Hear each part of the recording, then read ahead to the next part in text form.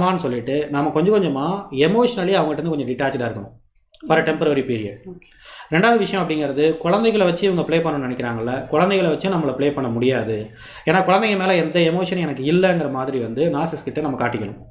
நாம் அந்த சாக்ரிஃபைஸை பண்ணி தான் ஆகணும். கிட்டத்தட்ட வந்து ஒரு 3 to 4 மந்த்துங்கிறது நம்ம ரொம்ப அமைதியாக அந்த விஷயத்தில் எந்த விதமான ரியாக்டும் பண்ணாமல், நீ என்ன வேணாலும் பண்ணிக்க, ஐ டோன்ட் கேர் அப்படிங்கிற மாதிரி ரொம்ப கேர்ஃப்ரீயாக இருக்கிறத போல் நம்ம வந்து ஆக்ட் பண்ணணும்.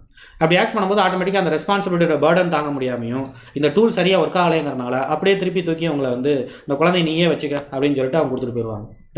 that would be the lot of chances. Okay. இப்போ டைவர்ஸே நம்ம பண்ணணும்னு நினைக்கிறோம். ஸோ அதுக்கு ஏன் அவங்க வர மாட்டேங்கிறாங்க?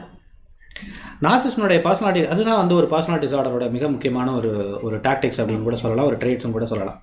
பொதுவாக நார்மலான ஆட்கள் இப்போ நமக்கு வந்து நம்மளை வந்து ஒருத்தவங்க பிடிக்காம இருக்குது, அவங்க என்ன பண்ணுவாங்க, நம்மளை விட்டுட்டு போயிடுவாங்க, விட்டுட்டு போகணும்னு தான் நினைப்பாங்க. ஸோ என்றைக்குமே ஏதாவது ஒரு ரீசன் சொல்லி ஒட்டு மொத்தத்தில் விட்டுட்டு போயிடுவாங்க.